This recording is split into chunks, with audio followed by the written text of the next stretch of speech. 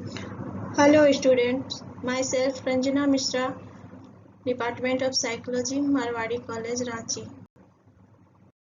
आज हम लोग मनोवैज्ञानिक विकारों का वर्गीकरण पढ़ेंगे।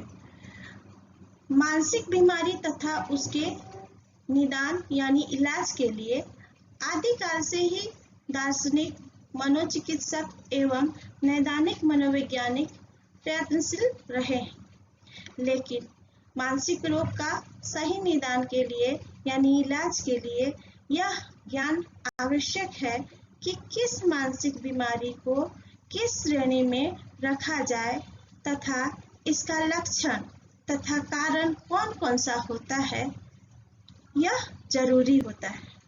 इस संबंध में हिप्पोक्रेटिस पहले व्यक्ति थे जिन्होंने 5वीं सदी ईस्वी पूर्व में मानसिक रोगों का वर्गीकरण हिस्टीरिया तथा मैनिया नामक 2 वर्गों में किया।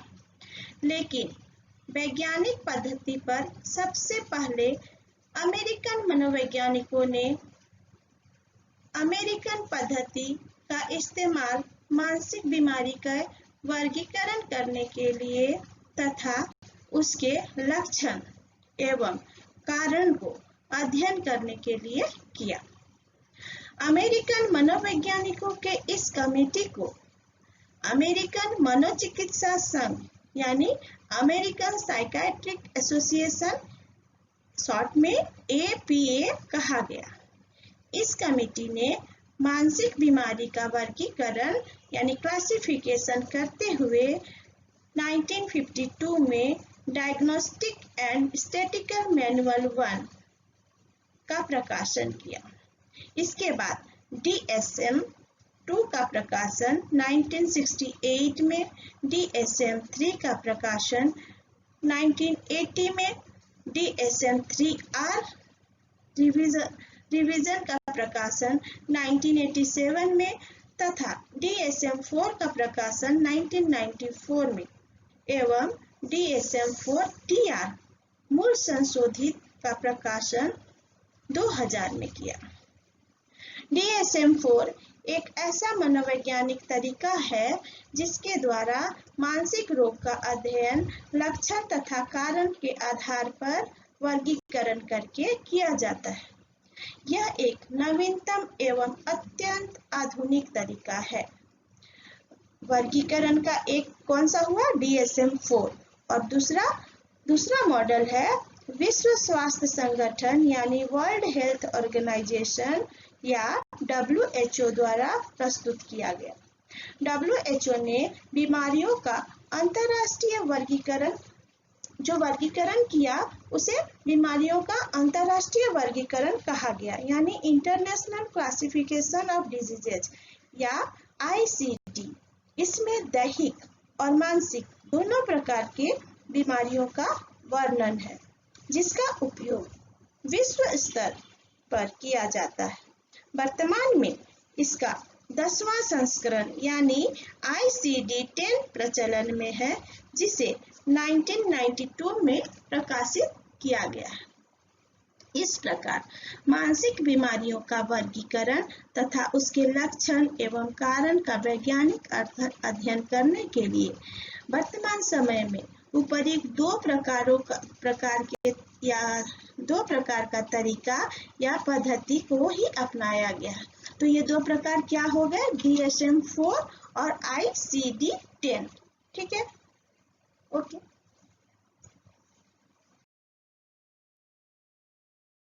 Psychological disorders are diagnosed on the basis of 2 classifications, that is DSM-4 and ICD-10.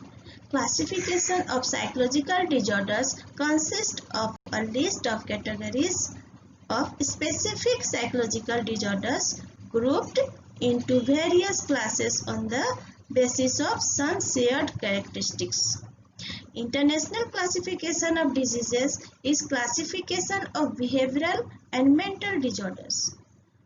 ICD-10 refers to International Classification of Diseases and its 10th revision is being used. It is developed by WHO under one broad heading mental disorder, which is based on symptoms. That is, classification scheme is officially used in India. The American Psychiatric Association APA has published an official manual of psychological disorders, the Diagnostic and Statistical Manual of Mental Disorders, 4th edition, that is DSM-4. It evaluates the patient on 5 axes or dimensions rather than just one broad aspect of mental disorder. These dimensions relate to biological, psychological, social and other aspects. Then we see usage of classification. Classification are useful because they enable psychologists, psychiatrists and social workers to communicate with each other about the disorders, help in understanding the causes of psychological disorders and the process involved in their development. It helps in clinical diagnosis. Okay. Okay, students, that's all. Thank you.